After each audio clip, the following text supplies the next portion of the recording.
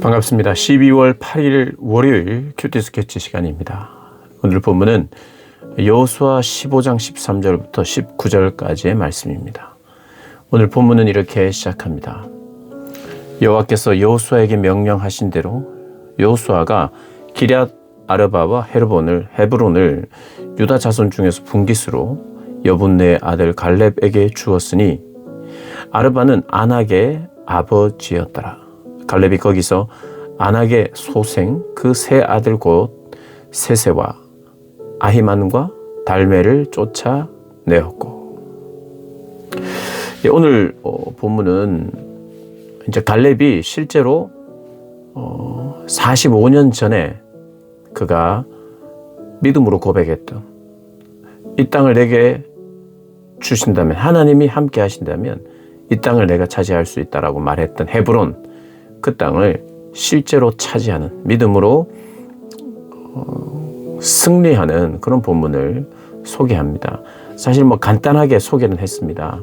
그런데 이제 그곳에 살고 있었던 지도자들 3명의 이름을 거론합니다. 세 아들 세세와 아히만과 달메를 쫓아내었고, 사실은 이 40년 전에 거론되었던 사람들입니다. 민수기 13장에 이 3명의 인물이 나옵니다. 그러니까 헤브론 지역의 지도자들, 그 지도자들이 바로 세세와 아히만과 달메였습니다. 그러니까 갈렙도 젊은 지도자로서 정탐꾼으로 갔고 전쟁을 할 수 있는 지도자급이었죠. 그때는 비교적 젊은 나이였죠. 40세 정도였으니까요. 근데 지금 45년이 지나서 85세라고 말합니다. 근데 재밌는 것은 그때 45년 전에 이 헤브론 지역 지도자들도 세세와 아히만과 달메입니다. 그러니까 이들도 노장이에요. 이들은 거인입니다. 갈렙 역시도 노장이에요. 물론 실제로 이들이 전쟁을 선두에서 하지는 않았을 나이예요.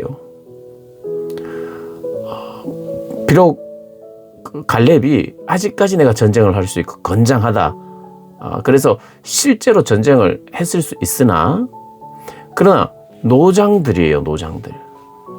이것은 굉장히 이스라엘 역사의 상징성입니다. 상징성. 싸우지 않았다거나 전쟁을 안 했다는 뜻이 아니라 45년 전에 거론되었던 노장 지도자들, 그 지도자들이 결국에는 맞붙는 것입니다. 아낙 자손이다. 거인들입니다. 셉니다. 강한 민족이에요. 갈렙은 이 민족을 내가 물리치리라, 이기리라, 하나님이 함께 하시면 그때나 지금이나 가능하다는 것을 연출시키는 게 다시, 그래서 그 시대의 민수기 13장 22절의 인물과 동일인들의 이름이 나오면서 그들 역시도 지금 싸우기에는 노장이지만 하나님께서 갈렙을 통해서 그 땅을 취하게 하셨고 그 땅의 주인이라고 할 수 있는 사람들을 쫓아내었다고 이야기하는 것입니다. 그래서 이 메시지는 그때 그 사람들이 각 이스라엘의 갈렙의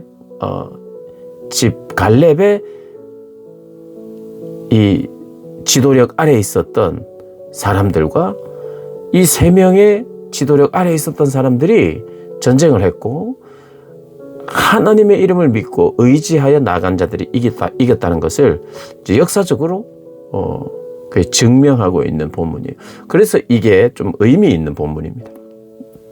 그리고 나서 또 의미 있는 본문이 소개되는데, 그게 뭐냐면 갈렙의 딸이 나옵니다. 갈렙의 딸의 이야기가 나와요. 갈렙의 아들들도 있습니다. 그러나 이름만 언급될 뿐 갈렙의 아들들이 뭔가를 했다는 이야기가 나오잖아요. 그러나 갈렙의 딸 악사는요, 뭔가를 했어요. 무엇을 했느냐? 그 이야기의 스토리가 이렇습니다. 15절 16절에 거기서 올라가서 드빌 주민을 쳤는데 드빌의 본 이름은 기럇 세벨이라. 갈렙이 말하기를 기럇 세벨을 쳐서 그것을 점령하는 자에게는 내가 내 딸 악사를 아내로 주리라 하였더니.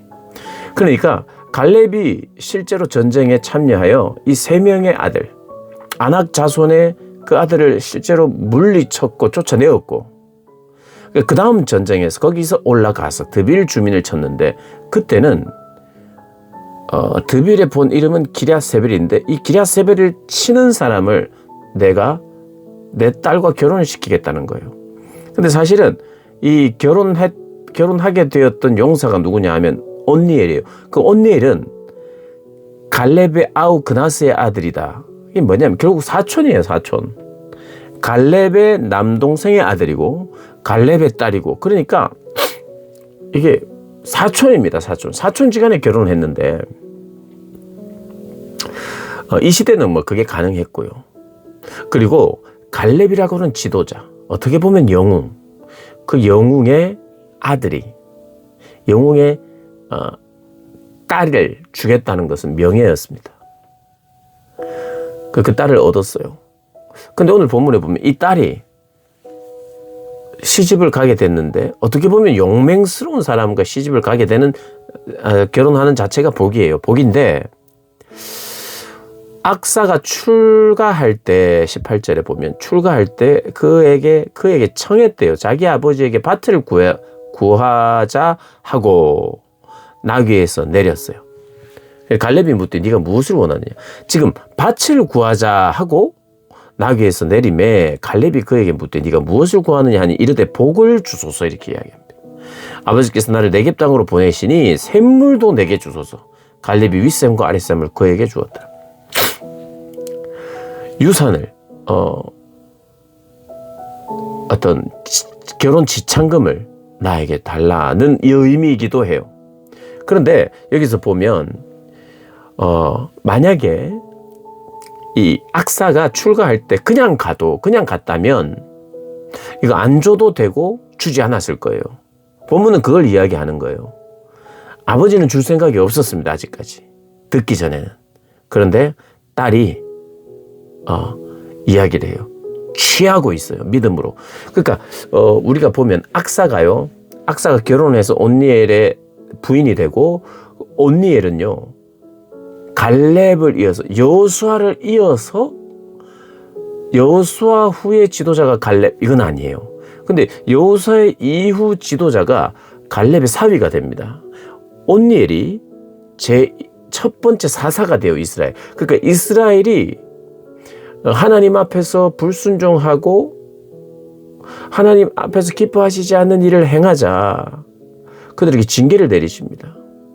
근데 그 징계 가운데 이제 주변국에 의해서 괴롭힘을 당하는 거예요. 사사시대가 그래요. 근데 온니엘이 하나님의 성령의 능력으로 그들을 물리쳐요. 그래서 구원합니다.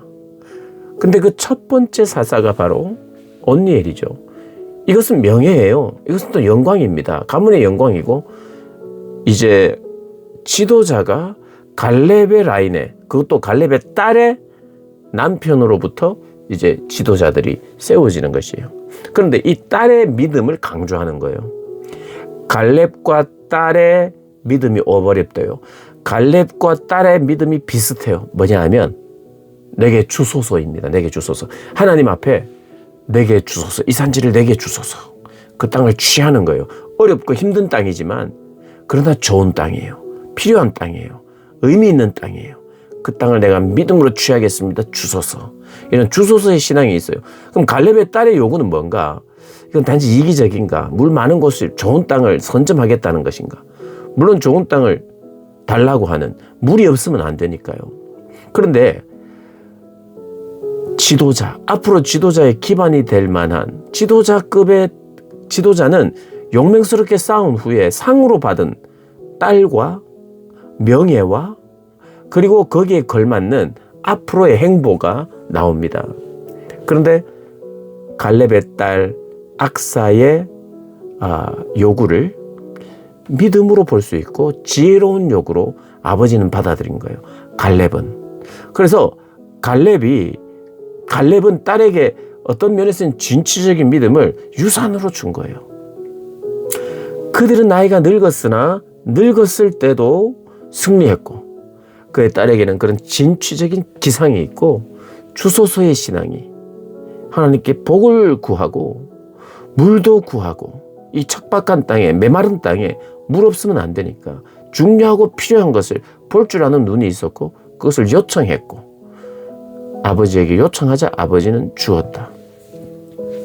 그래서 성경은 갈렙이라고 하는 인물과 그의 딸에게 있는 진취적인 어떤 모습을 우리에게 보여주면서 믿음 생활, 신앙은 진취적인 취함, 믿음의 취함이 필요하다는 것을 우리에게 가르치고 있어요. 또 그런 진취적인 기상을 가진 아내와 남편이 이스라엘의 지도자로 세워진다는 것을 보여주고 있습니다. 이 본문을 통해서 우리에게 요청하는 것은 하나님 앞에 참된 복이 무엇인지 알고 깨달았다면 진취적으로 그 복을 요청하고 믿음으로 취하고 누리고 나눠주기를 원하신다는 겁니다. 우리에게 이런 진취적인 믿음 그리고 참되게 구할 복이 무엇인지 알아서 그렇게 구하고 응답받고 누리는 저와 여러분 되시길 주님의 이름으로 축복합니다.